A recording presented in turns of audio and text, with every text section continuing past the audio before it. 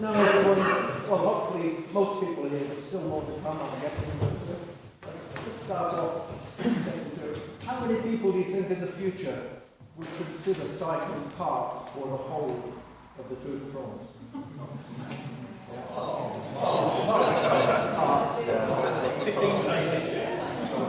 I mean, we're not talking tomorrow, you know, in the future, sometime in your life. So it's quite a good. Well, I'll leave you thoughts of how to enter and what to do so that it works out in quite a sensible way for you. I just want to give you the scope of what's involved. The tour is 21 days, and 2 rest days, that's 23. You've got to get there and you've got to get back, so it's 25 days. In that 25 days, you're in a cocoon. And everything's done for you. You don't have to fend for yourself. You don't buy anything because you paid for it. And we travelled 3,650 kilometres according to the official tour route. But no, we don't. We travelled much, much further than that. So the second day, they transferred us to York. And that took an hour. We're on our bike. And guess what? We cycled back through Harrogate, and there's our hotel. So that was an hour and a half gone of cycling. Well, really, we should have just started from the hotel and said, look, the pros start from there, but we're going to start from here. I'd much rather... Rule 5. Go around in a circle, and you just start and finish at the same place. But I was chatting to cycle to the hotel and stop there. And then it's all the transfers. So 3,650 kilometres, transfers of 2,000 kilometres to Lille in stage 4. So the scope is enormous. 25 days, plus all your training time leading up to that, and then all these transfers. So you're under sleep deprivation the whole time. There's just no getting away from it. You're just struggling for sleep, and you're a bit dozy, getting a bit like a dodo, if you like. And one of the things we laughed about was, remember we're in a cocoon, we're all together in this, and on stage 1, you stop at a village and you use the village toilets. On stage 2, you find the deep woods and you use those. On stage 3, there's an odd tree that you find. On stage 4, you're peeing by the roadside. On stage 5, nobody cares. All the guys and girls just pee together. It's a comfort break. Because all the standards have dropped.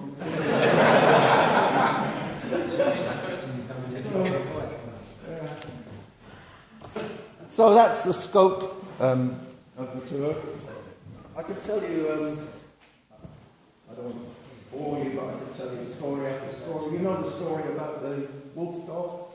The pictures passing through, cycling up one of the stages, and stage 13, up to 12%, and a dog was sitting with his back to the wire fence.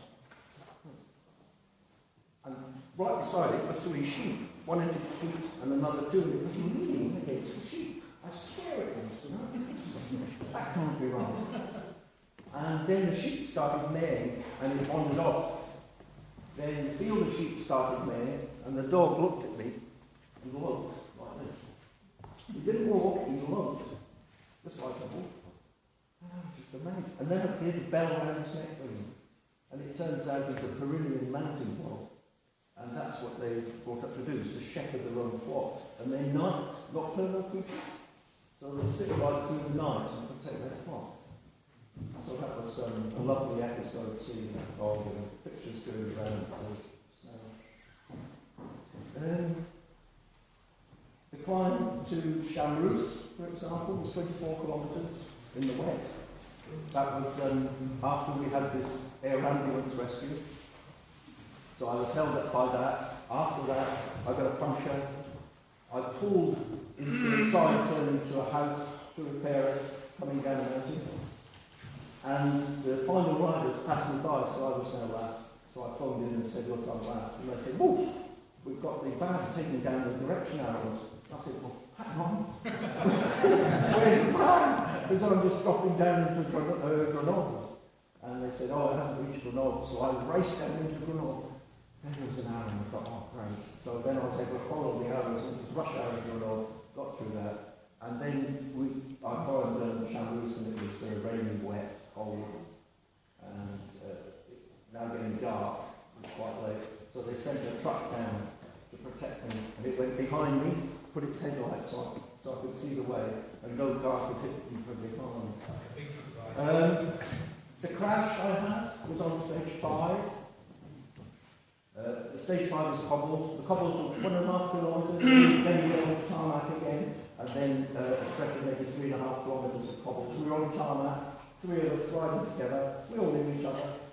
And I was third, and the guy in the middle touched wheels. He went down, and I can still, in my mind, see his rear wheel on the tarmac.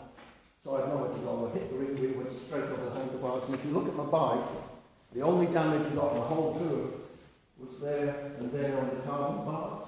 That's all straight, because the bike went straight over and banged the carbon bars. I hit my head, the shoulder, going down on the tarmac. I was so scared to turn over. I just lay there and thought, oh, I've broken my shoulder. After 5 stages, I can't carry on. Oh, just a minute. There's not that much pain there.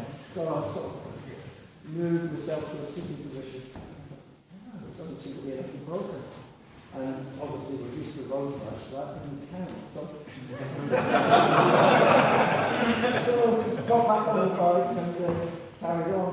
And at lunch stop, as you know, the comment was all the signatures on New Jersey protected you. I do believe that. Was it raining on that stage? No, that was Friday. No, we were trying the cobbles. The other story from the cobbles, of course, is some of the racing guys hit the cobbles. And they didn't give me a speed, but they gave me their heart rate, 175 beats per minute. And these are young, fast guys, mid-30s. And so they hit the cobbles, they level one, we would call it. The first bend, they couldn't take it. And of course, you all believe that the guy in front knows what he's doing, you see? So they were all at the speed of the guy in front, and the guy in front went straight over the ditch and ended up in the ditch, and the other 3 followed him. And they got up and shook themselves down, got the bikes together, and said, where's James? Ah, James must have shot ahead. So they're out racing after James now. James is still in the ditch. His sternum had hit here. And so he was in a bit of a state. Did you wore out the wheel? Pardon? So you wore out a wheel? Yes. I didn't wear out a wheel, no, it broke. But this is interesting. I rode on 25mm tyres, and this has done 2,500 miles. It's done the tour. No punctures whatsoever. This is my rear tyre, and I was riding on latex tubes, so it's fairly soft ride. It's 25mm. So I'll pass that around, really, you can feel it. See how it's done. No punctures at all.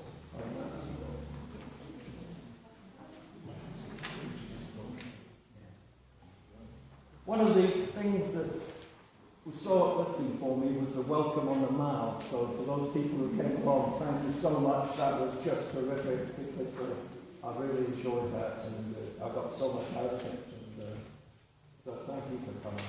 It meant so much. And you need these moments, of course, because it's your mind. It's not the cycling, really. It's your mind that you're trying to overcome, and the doubts in yourself all the time.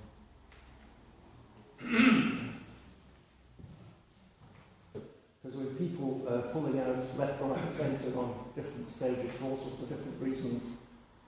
One guy, we've had one guy in the club like this too. One guy fear of heights.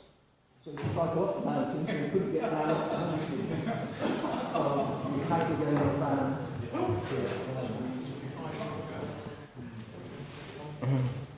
What was the dropout date? The dropout rate? Yeah.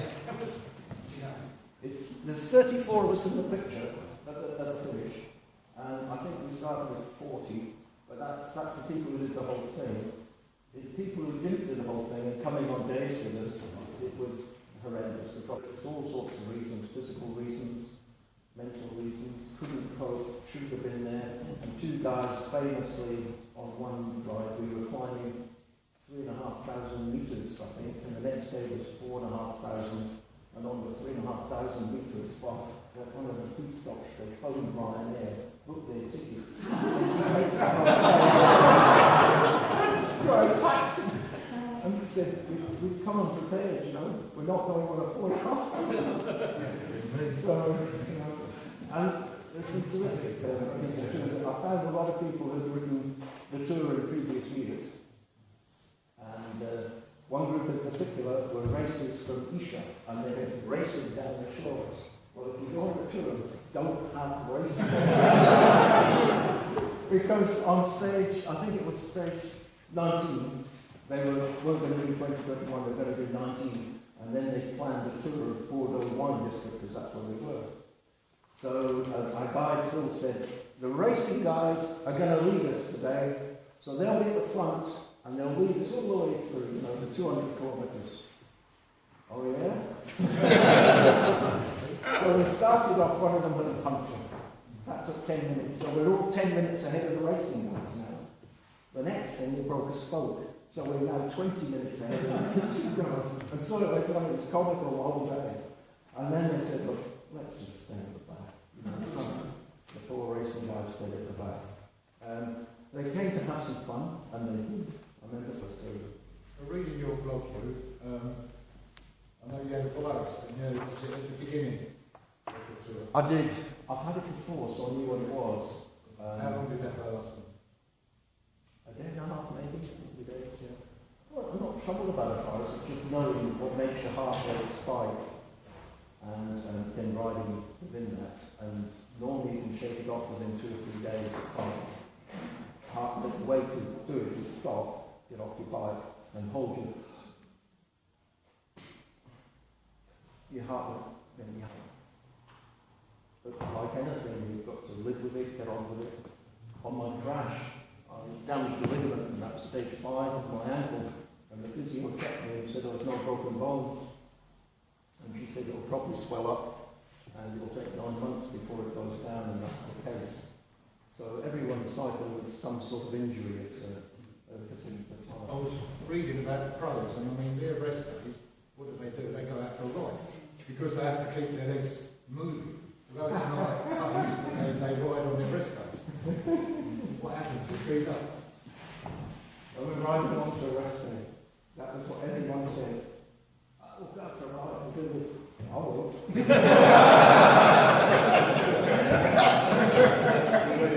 I'm getting off the bike in Western, I'm heading straight into the centre of town. I want to see real people.